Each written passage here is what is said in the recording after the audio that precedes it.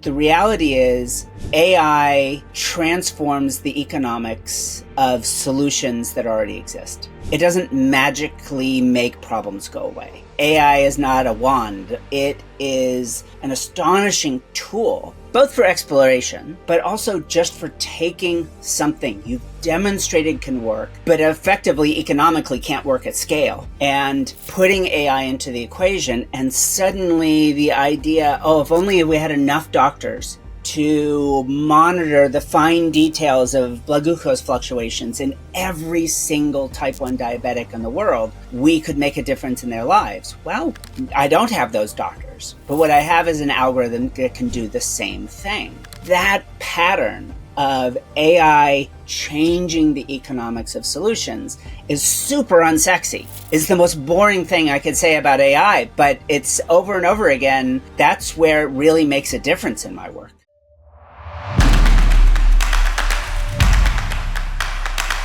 Welcome to Podcast Navigating Noise, Vivienne. It's really great to get a chance to talk to you. I've followed some of your work over the years, but would you kind of just lay out how you got to where you are, some of your career path? I know some of it has been what we might call unconventional. And so give us the full color version. All right. We've got an all-nighter in front of us. No problem. Well, maybe the Cliff Notes. Let's give it the slightly condensed version. As I often share, I started my professional career here at UC Berkeley at a place called the Redwood Center for Theoretical Neuroscience, where a bunch of physicists pretend to be neuroscientists, taking the approach of seeing what mathematical models can teach us about why the brain does what it does. What I think we'd all understand now is what we were doing was building large-scale machine learning systems for vision, for hearing, for all sorts of phenomenon that are interesting to people, and it turns out are super interesting to anyone working in AI today. So that was my introduction. I wanted to understand brains and people, and I ended up, studying cyborgs. In fact, my graduate research included maybe one of the first genuine cyborgy interactions where I got an AI model that learned how to hear to interact with the eighth cranial nerve, the auditory nerve, and built one of the first AI neuroprosthetics for hearing. So super cool stuff. And then I had the terrible idea of getting out of all of the fun and invention of academia and starting a bunch of startups, first in education, which I will tell you every venture capitalist on Sand Hill Road really wanted to put millions of dollars behind EdTech in 2008. But I got hooked anyways. And after a couple education startups, I was the chief scientist of a company called Guild. We were one of the first doing AI in hiring. And then maybe full circle on some level after half a dozen turns as a co-founder of a company and maybe another half dozen as a founding executive or board member. I have a couple of companies working in one case in Alzheimer's and another combining AI and epigenetics to understand things like postpartum and perimenopausal depression. In fact, excitingly, we have the first ever biological test for those things. So that's where I approach the work that I do. But again, in the spirit of keeping it short, I'll have one tiny addition, which is, I got a weird history long before I ended up here at UC Berkeley, but maybe more interesting is I run a philanthropic lab where people bring me challenging problems. And if I think my team and I can help, I pay for everything and we give away whatever we invent. And I bring that up here, not just as a rather transparent bit of self-congratulations, but also because, wow, it introduces me to so many different kinds of problems. And you have a really different perspective on the world if you have to solve a wildly different array of challenges. So that's super interesting, both in just the general picture there about sitting at the crossroads of neuroscience and some of these emerging technologies there. But like, what in your experience has been, like, particularly in this philanthropic setting, the hardest things to solve? And I'm guessing you're talking about like some kind of so-called AI solution. If not, what's the range of solutions that you are kind of admitting to say that's a solution? It seems like sometimes we like pre-bake what counts as a solution at times. But like, tell us a little bit more about the hard ones, and then like what counts as a solution. Things that seem, the things that get big responses with audiences often come together really quickly. And some are very personal. My son was diagnosed with type 1 diabetes, like 13 years ago. And I have this great story about hacking all of his medical equipment, breaking all sorts of federal statutes, and developing one of the first ever AIs for diabetes. And honestly, from buying a book on endocrinology to having the first version of the app done took about a month.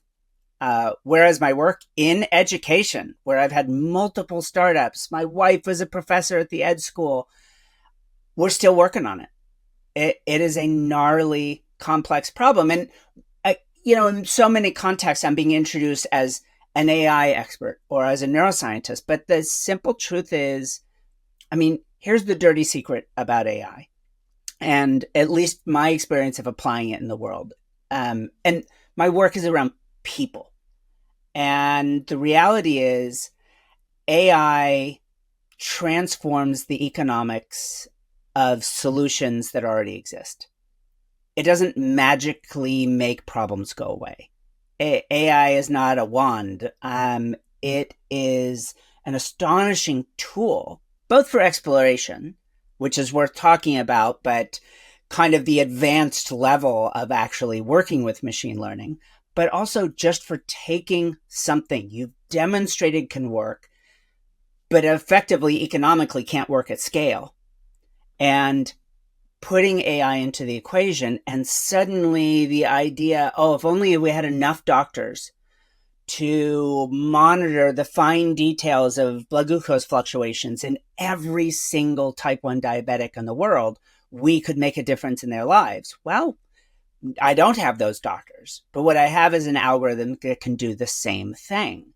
What if we had enough doctors to be able to do look for retinopathy associated with type 2 diabetes, the largest human capital cost in Southeast Asia?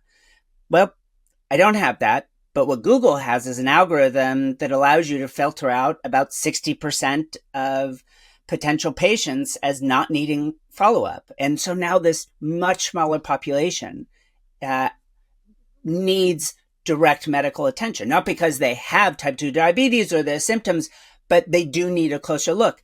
That pattern of AI changing the economics of solutions is super unsexy. It's the most boring thing I could say about AI, but it's over and over again.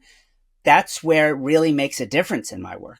See, this is what I was about to say. I was like, oh, it sounds like, Vivienne, you are like opting for like the boring version right here, to say like AI is actually more boring than you think, but it's super helpful in a way. And I guess that strikes me as right. Is that like, because there's like this horizon of imagination that like, that AI can't like look over.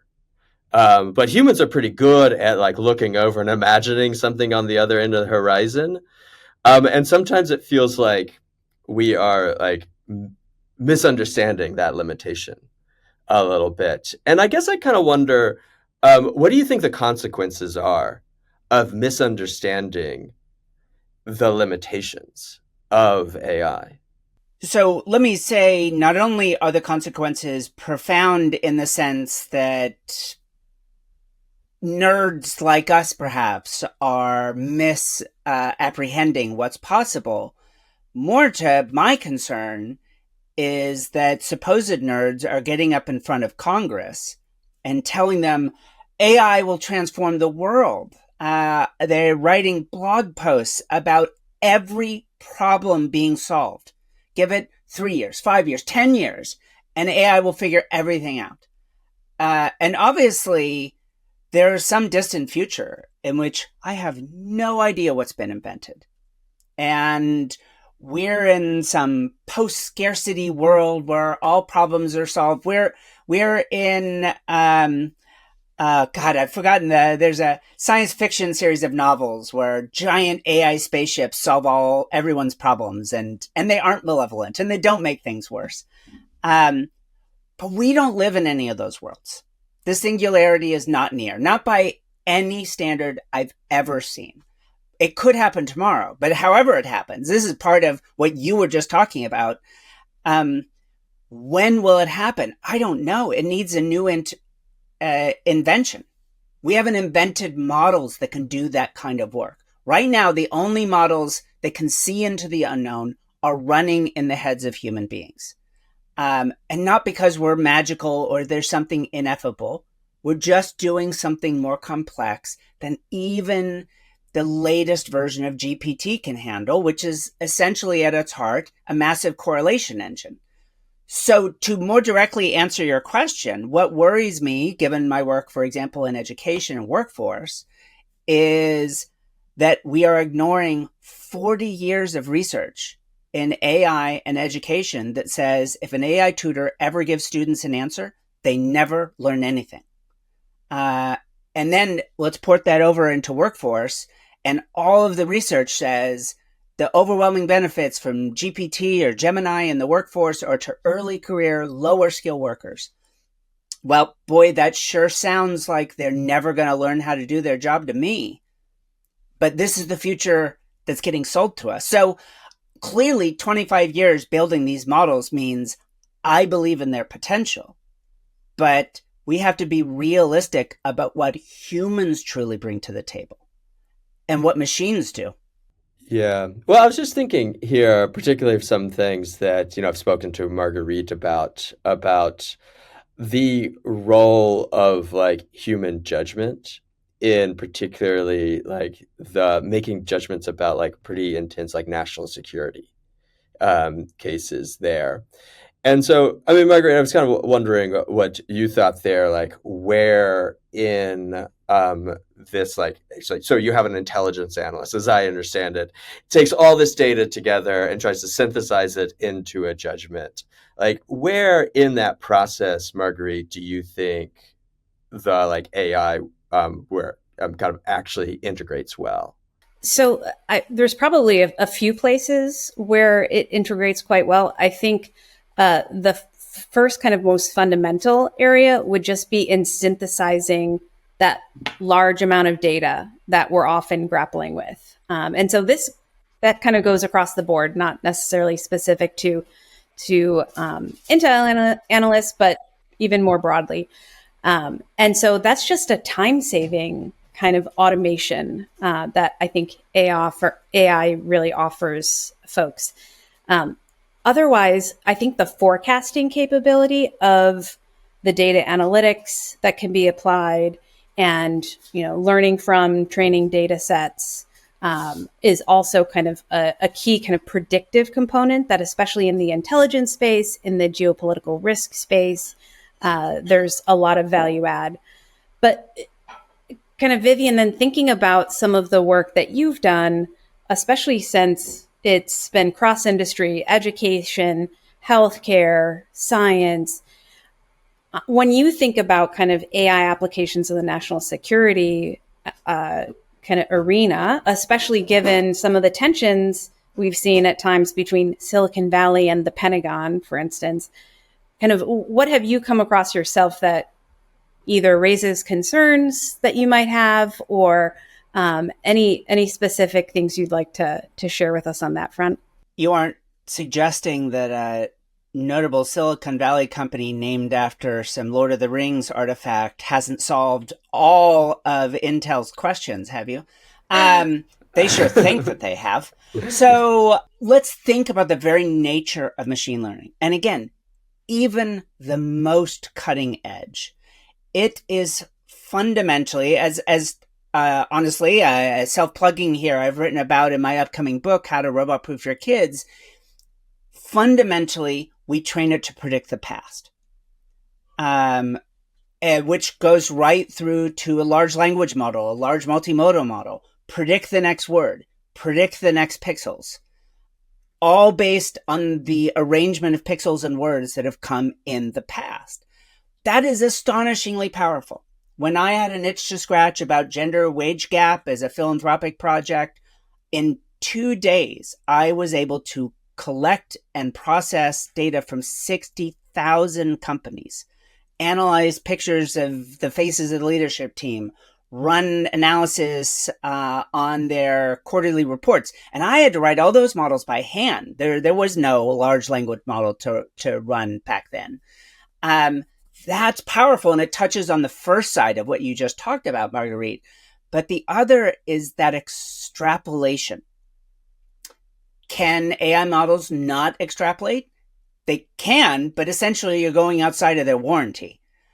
Who knows what they're doing? Obviously, famously, LLMs love to make up research papers that don't exist and describe anything. If you push them hard enough, they will invent any fantastical possibility. When I think about that in the context of what essentially is my impression of the security world, rare world events, the very nature of the fact that you are in a constant evolutionary struggle with your opposition means everyone's looking for the new thing, the next. Where's the first improvised explosive device coming out on the battlefield? What is the next phase of drone warfare? Not how people are using it now, what we haven't thought of. And, there's an amazing use case to explore ideas through things like large language models.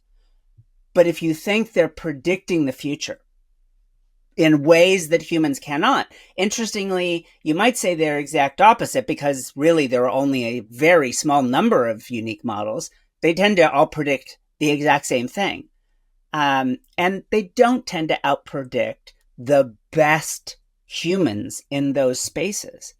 So this is a domain in which, again, I'm not saying humans have this magical advantage and AI can't do it, but there's model-based and implicit causal reasoning going on in human analysts that are truly on their game, that have integrated the latest reports and are thinking, what comes next?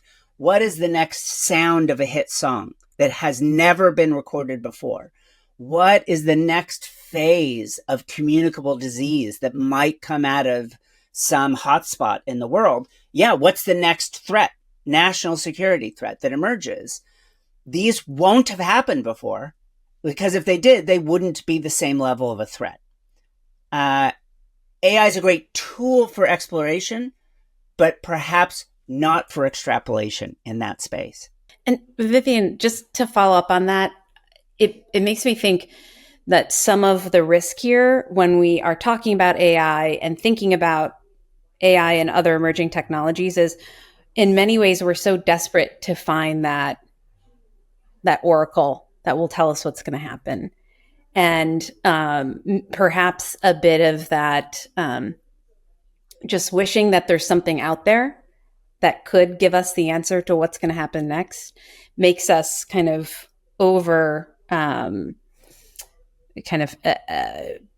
basically just have some overconfidence or over wishful thinking, let's say overly wishful thinking in what AI can really do.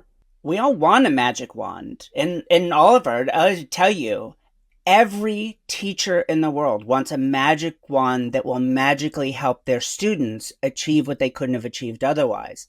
But in the end, how do they actually use their products?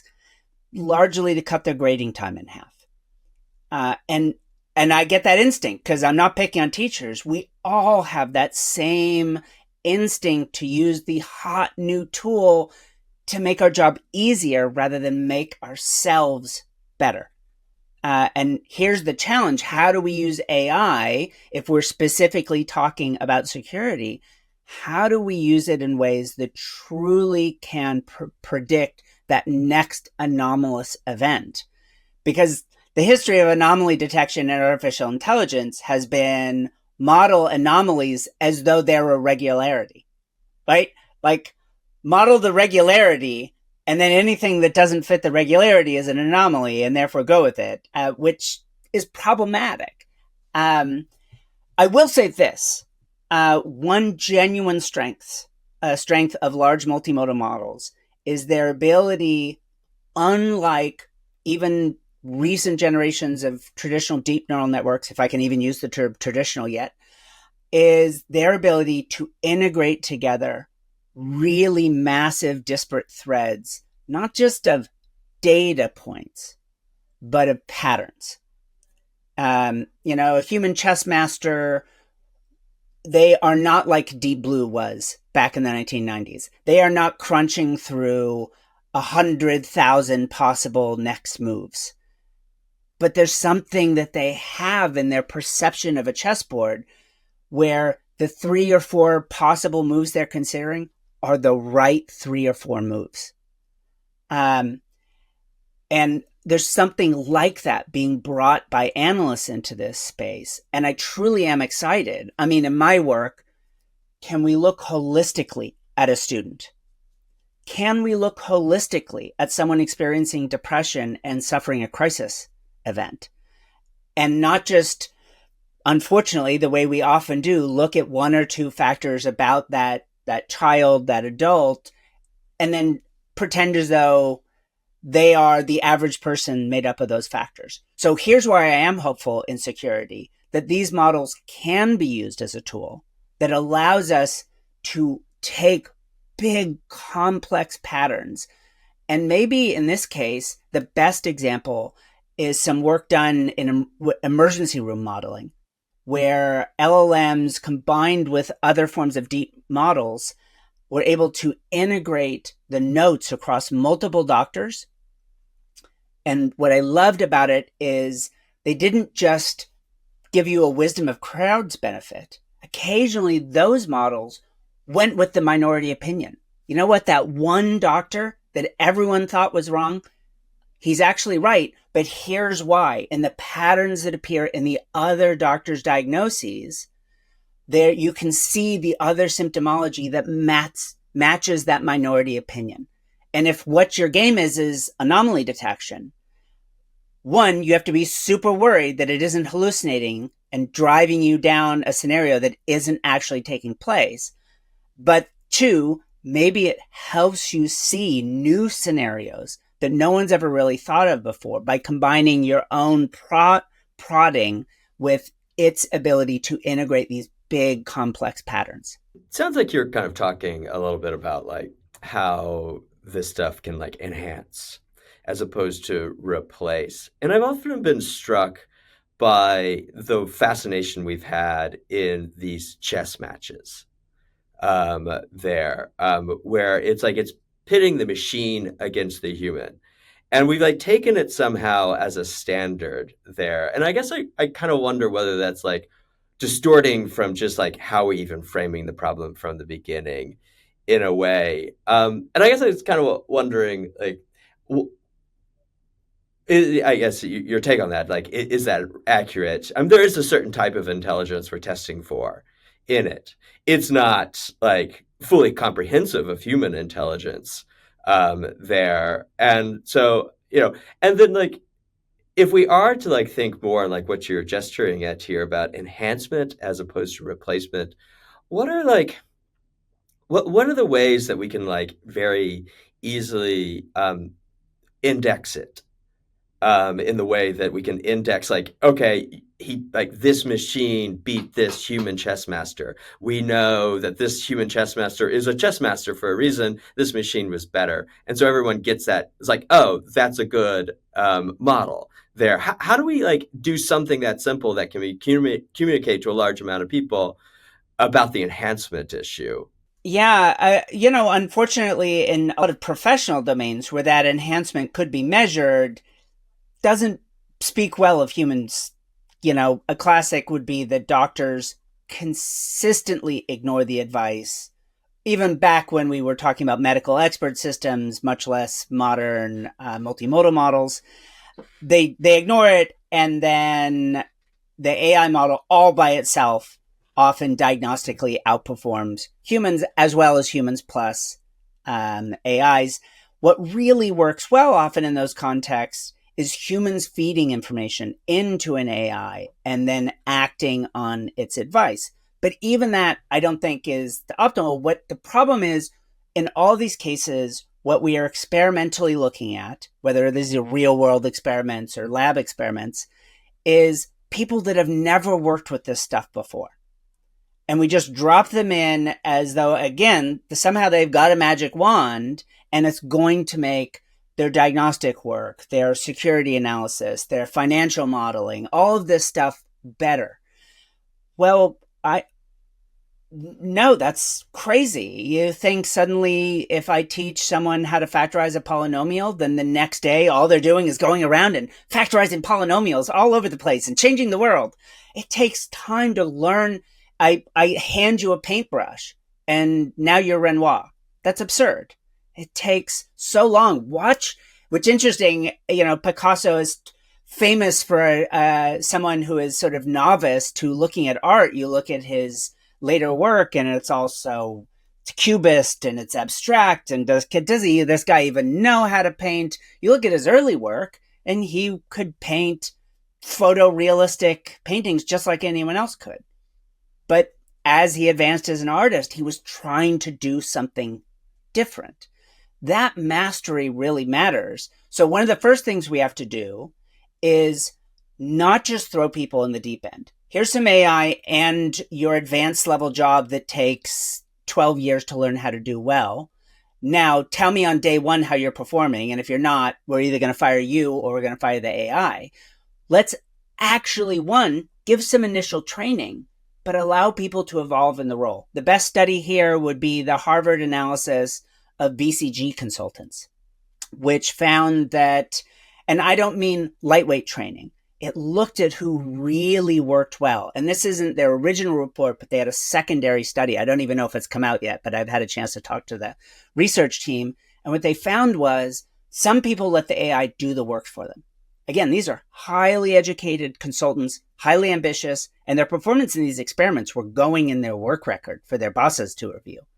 They were motivated. And again, the overwhelming beneficiaries were early career, lower skill within the context of highly ambitious consultants. But then they broke it down and they looked. The ones that really underperformed in terms of, let's call it the creative analysis that we're talking about now, are the ones that just let the AI make all the decisions. And then there was another group, so they called them the self-automators. And then there was another group they called the centaurs. This is an AI job. This is a human job. They performed better, but I think that's still a bit of a dead-end way of thinking about it. And then there were the cyborgs, which of course are near and dear to my heart. I went to grad school to build cyborgs, so of course they're the best of all possible people. The cyborgs, every decision was an integration of human and machine. And if they didn't like what the AI had to say, they didn't ignore it. They pushed back. And I have to say, if it read a lot like, and my own experiences with Gemini, which is probably my main go-to for my work, is I treat it like my grad students, which is to say, my grad students' research is 24/7 their entire life for 5 to 6 years. They know more about it than anyone else in the world, more than me, than the 1 hour a week I'm focusing on this. But what I'm bringing is understanding, perspective, and context. I know the patterns of what science work. I know why things fail when it seems like they should have succeeded. They bring the knowledge. I bring the understanding. Boy, does that feel a lot like my interactions with LLMs. That knows, unlike my grad students, it knows everything about everything, but it understands nothing. And I think if you build that relationship, and you say, all right, I have this astonishing tool, a paintbrush, that with a swipe can paint whole pictures, can write entire reports, but I bring the understanding. And this may seem slightly absurd, but I'll give one concrete out of fiction. Truly, what it feels like when it works well are the scenes from Iron Man and the Avengers when Tony Stark is talking to whatever the hell his A is called, Jarvis or whatever it is. And particularly in the last Avengers movie, when he realizes how to make time travel work, he's just throwing ideas at it. Why don't you try this? Why don't you put it in the shape of a torus? And then suddenly, the whole thing works. And he stunned himself. The AI didn't figure it out. He did. But he couldn't have done it at the pace and with the richness that he did. And this is what you experience 25 years working with AI. Again, this unsexy story that it transforms the economics, even of innovation. But the innovation is still us for now. Yeah, I mean, I guess the graduate student example is really interesting because the graduate student, presumably, if you've done your job well and, goes on, stays in academia to some extent, or maybe outside of it as well, they're going to have the same understanding. You're like, I mean, this is encoded in Plato that like they start as unequals and then the idea is to end through education as equals. But the AI is not going to do that, or is it? Is that like you're actually never going to get there, or do you think there's this pathway of like maybe this AI is going to become our equal in understanding through this process if you treat them the right way? There are some people who are arguing something along these lines. I mean, I'm a hard number scientist. We are an existence proof that truly intelligent AI is possible because we're intelligent, or at least we perceive ourselves to be, and I guess that's all that matters. And we were talking about how would we measure this and what do you see happening out in the world? I mean, a strong area where I've done work, actual experimental work, ranging from game theoretic models to actual human experiments, are prediction markets. So let's see how analysts trying to predict the price of oil in a year, trying to predict where's the next hotspot, is Russia going to invade Romania? Let's run the gamut of all of these possible predictions. Now we have a very grounded space where some of those predictions will come true and some won't. And we can look at what optimal interactions between human and machine produce the best result. And let me tell you, there will be a strong baseline of just doing what the machine says. Won't be great, and it'll fail particularly in the most anomalous instances, but it'll be a strong baseline of at least it probably won't make mistakes and, miss obvious things that are coming down the pipeline that have happened before, and humans can do that or convince themselves, oh, there'll never be another great war in Europe. Don't worry about it. There is a great space for doing this kind of experimental modeling with real world data. What you need to do, but obviously interactions with, let's say, an LLM is a great space for doing this kind of work because you have all of the data right there.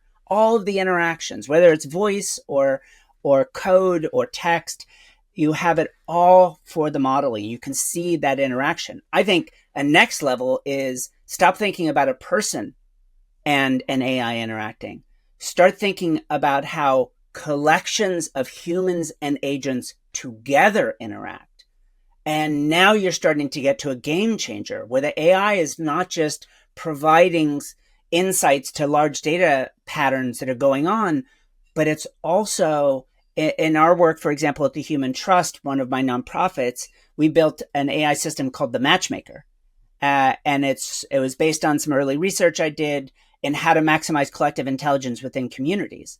And what the Matchmaker does is it takes communication patterns, builds a model of the implicit social network at play, and then creates or destroys connections within that social network to maximize that community's collective intelligence.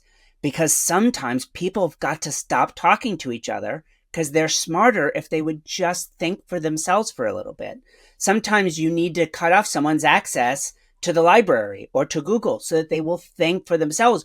But sometimes there are two great pieces of an idea that need to get connected together. So there's a whole space of how AI can actually make us smarter. Not just throwing out, having read the entire internet, write up a little report on what you think is coming next, but really, interestingly enough, creating new human connections in ways that spark something in ourselves. Vivienne, that's a really great segue to something that I've now been mulling over, particularly because you're there in Berkeley, you're in the symbol of innovation in the U.S. Around the globe. I'm here in Washington D.C., not necessarily known as an innovative place, and I'm thinking in part about the challenge of, I'm sold on kind of the excitement that you're conveying with all the possibilities, well, with the present state and with the future state of all the possibilities yet to come. But convincing a workforce to invest in this upskilling, to change their mindset, is a challenge. And so I'd love to hear a little bit about your thoughts on how can organizations like foster a culture to hit that right balance between the technological innovation while still kind of respecting and cultivating the critical human insight that we also need. So, interestingly enough, I can make this a bit of a meta answer to say, back when I was the chief scientist of that company Guild, and I had a data set of 122 million working professionals from around the English language professional world to look at, I got really interested in what I called the cultural genome of organizations. I often said I analyzed the cultural genome of companies, but amongst those companies was the U.S. Navy or the Office of Personnel Management. So all of these organizations, what does NATO look like as an organization? So this was inspired by work building, the classic Bib 5 personality factors out of, interestingly, using AI to do it out of natural language processing rather than out of traditional surveys. Well, I have all this data on millions, 100 million people. What does it tell me about the, as it turned out, big 186 cultural factors that made up organizations around the world? And I will say this, there were two emergent factors that popped right away and are directly relevant to this. One of the factors that described company cultures around the entire world was the Beltway versus everyone else. If you were in the DC Beltway, you were fundamentally, it was a cultural dimension unto itself. Not just if you were located there, but if you did business inside of it. It just created a whole different experience. But another that's to the point that you're bringing up is a dimension that we saw best described as being employee-driven or management-driven. And what makes that interesting is what correlates most strongly with those two poles. Now, there's no value judgment here.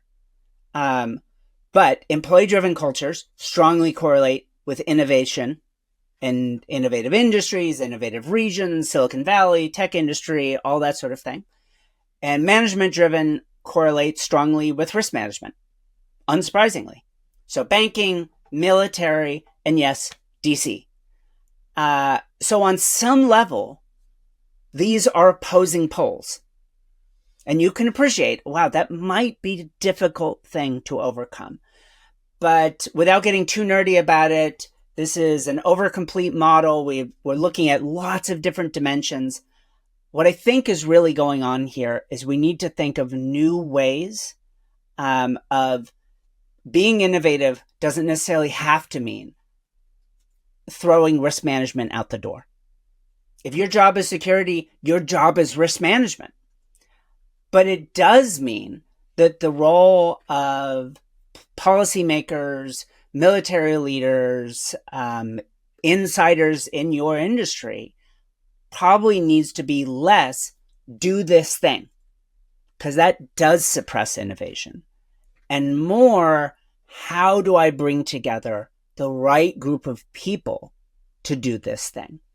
And I think the best model here is a one that exists in DC, but not specifically. Well, it does kind of.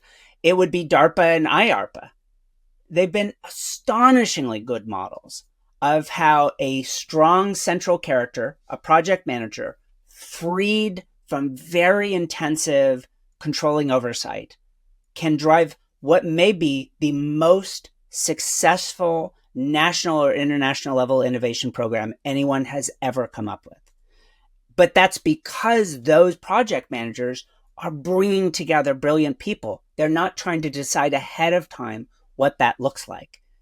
NIH, European science funding, all profoundly risk averse. But that DARPA and IARPA models lean into risk. They lean into the fact that we need to try and intentionally, we should have communities where the vast majority of people are wrong the vast majority of the time. Because that few groups that are right are transformative. That discovery process is a transformation. And unfortunately, in worlds like yours and in mine, I call them sparse markets. There are very few right answers, and they take all of the rewards. And in places like that, unfortunately, traditional markets just don't work well. There have to be other incentive systems, other models at play, because it is the minority opinion that wins those games. The easy stuff that the majority already sees, everybody sees. There's no gain from that. That certainly would be the case if every player in a great international game can clearly see certain outcomes in the near future, then those aren't going to happen. Because what's the point of putting your bets there? You know that your adversaries will put them there as well. It is that rare instance. It is the anomaly, the minority opinion that matters most. Unfortunately, traditionally, the culture of security and intelligence traditionally hasn't been in that space. But what is interesting, and I could go on and on and on, but I'll throw one more interesting analysis in. I had a lot of conversations with the Pentagon about a provocative idea. How can you help us figure out who should be our officers and our intelligence community in the future so that we could target, because it's an attrition game. For anyone that doesn't know how the military works, obviously you can't poach that great French captain to come work for the American Navy. It doesn't work that way. These people come in the front and they slowly leave. How do you find, one, the people that will actually stay in so you can invest in them? But also, here's the actual magic. Everybody early in their security and officer careers, they look the same. They all look like these amazing, conscientious rule followers. But by the time those people grow up to become admirals and generals, they're curmudgeonly rule breakers. But they're the same people. Some of them are fundamentally rule followers. Some of them are who they need to be in the moment to create success. And being able to see that meta level of change and foster that. And here's the thing where we really need the change here, not just at the very top level and having generals and directors of intelligence tell everyone else what to do. You need to foster it way deep in the organization. And, as scary as it sounds in risk management and security, let them make mistakes. That's the only way you can maximize intelligence. Yeah, so this is something like I've talked about a lot. We like in technologies like fail fast is like an adage here of trying to like get that down to like the employee level, to say that like the worst thing, I think I said to a group the other day, the worst thing you could do is fail and not let us know about it, because we can learn something and change about it. And say that like that's not like that's the thing I don't like, is not that you failed, is that you didn't tell us about it. So you like tried to cover it up. And I kind of like look when I like talk to some people in the US government, intelligence community, security kind of apparatus, they seem to all be very nervous about failure at their individual level there, while they hear these people at the top often like starting to talk more like we do in tech. And I'm kind of wondering is like why it's not filtering down.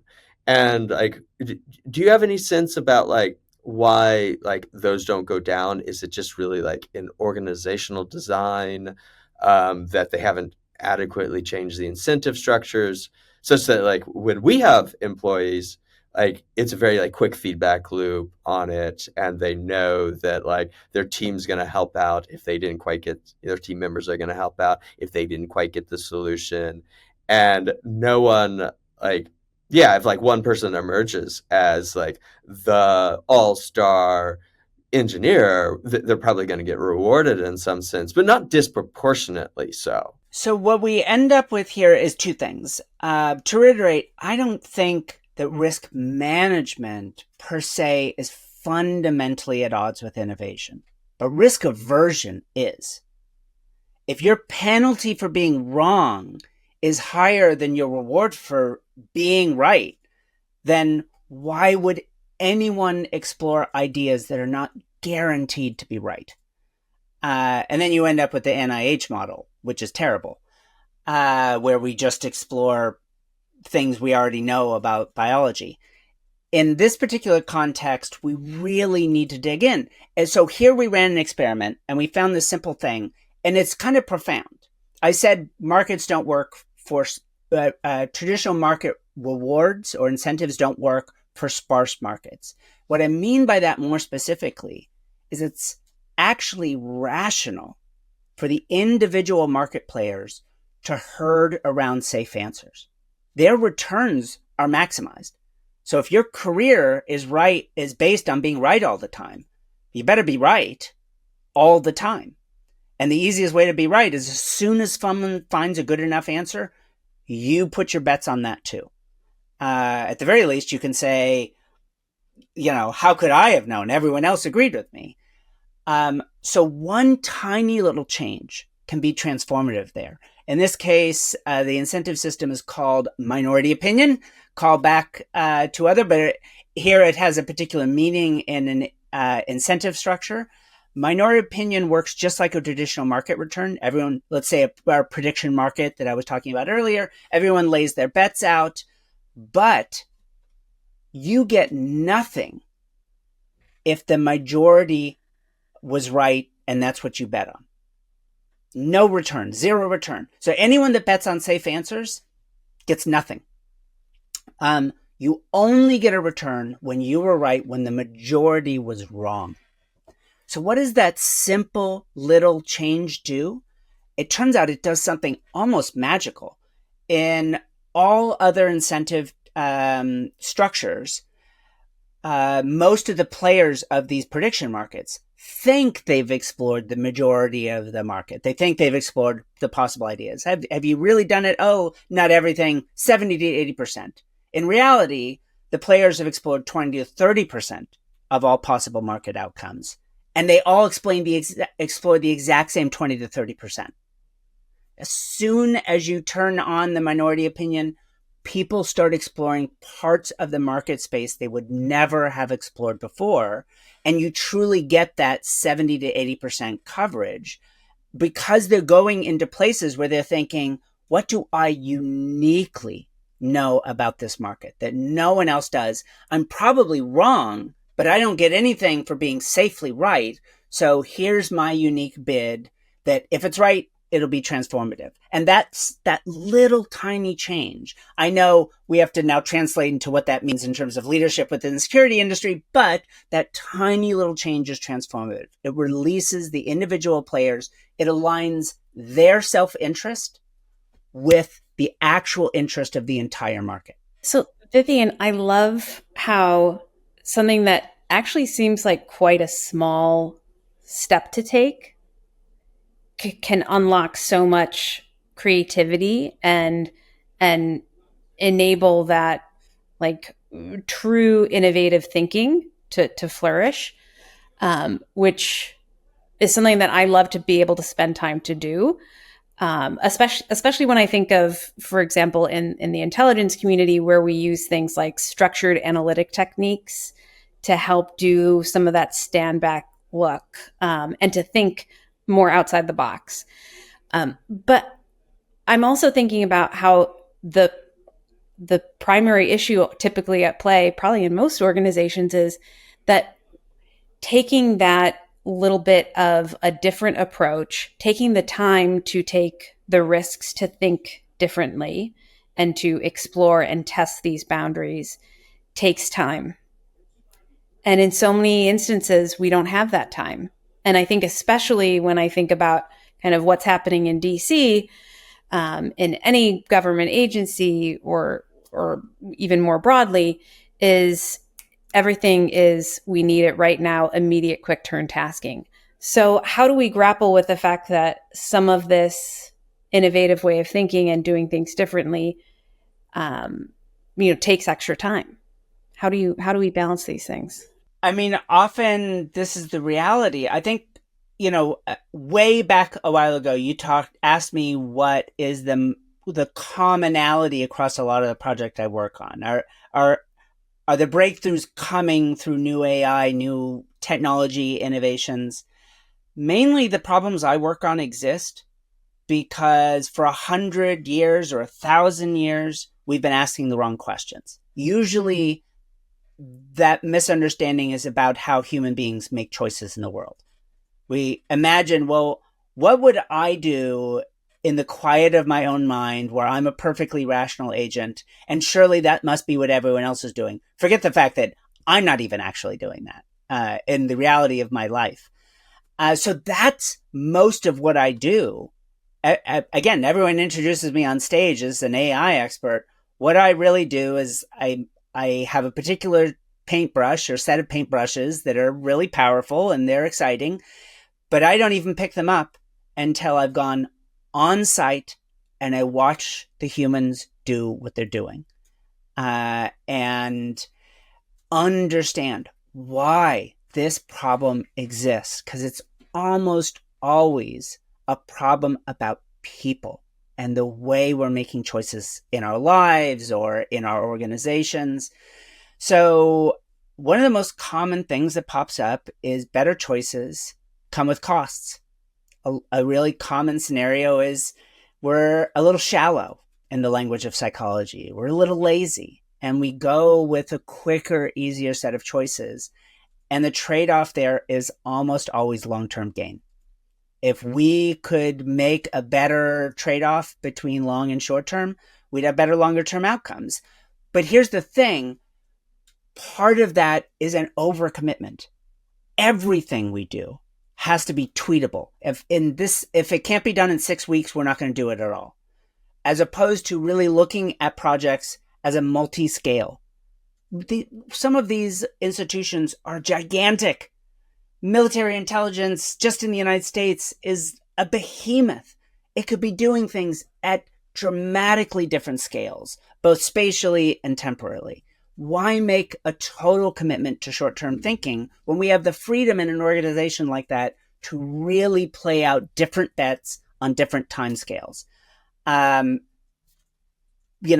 Some of this is also just hysteresis, forgive the nerdy language, of these organizational cultures are coming to us out of history. They came from a certain structure, and boy, you look at the history of, say, behavioral economics and how people in certain parts of Australia, actually, my favorite would be parts of China, how people in wheat growing regions that are now cities, no one there has grown wheat for generations, versus people in rice growing regions that are now cities and no one's grown rice in generations.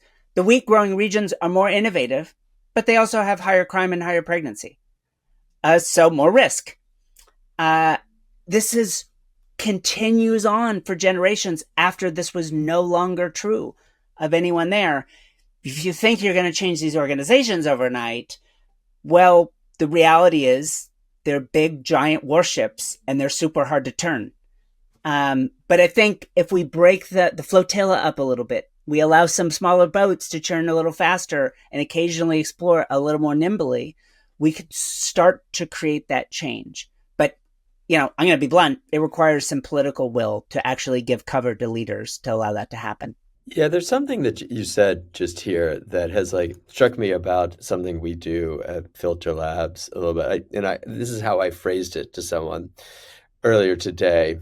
I said that the ethnographic act has to precede the actual designing the technical solution. What I was like looking at was saying that like we have to understand like in these like very different information environments. We're trying to understand whether it's Russia, China, Iran, countries throughout the Middle East. We have to understand like how these things are structured first before we can actually start to deploy it. And I think there's been a lot of kind of lazy thinking to think like there's kind of a basic universalism that like some of us kind of project onto it, but even those who don't just simply still want to do that without going. And it strikes me as like what you're like guiding us to is actually even this needs to like go into like innovation cultures.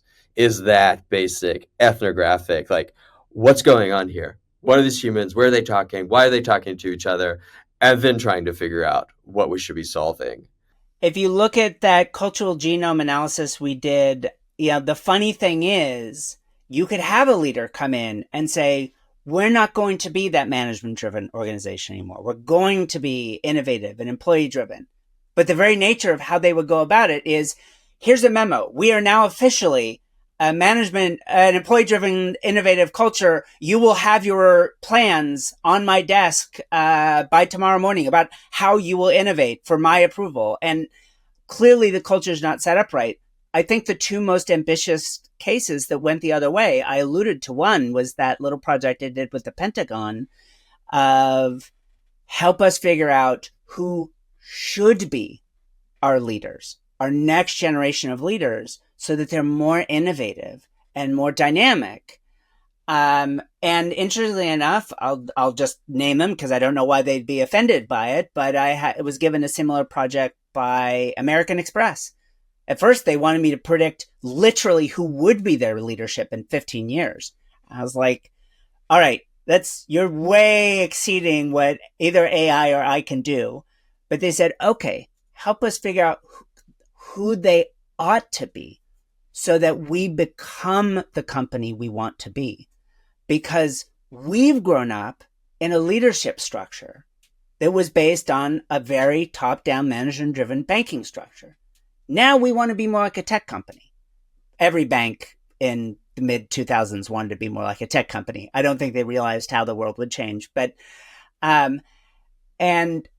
appreciated that inspiration. Talk about multi-timescale thinking. We're going to make our business decisions quarter over quarter, year over year, but help our leadership team build a program to identify future talent 15 years in advance so that we can invest in them so it isn't the people that would inevitably have become our leaders.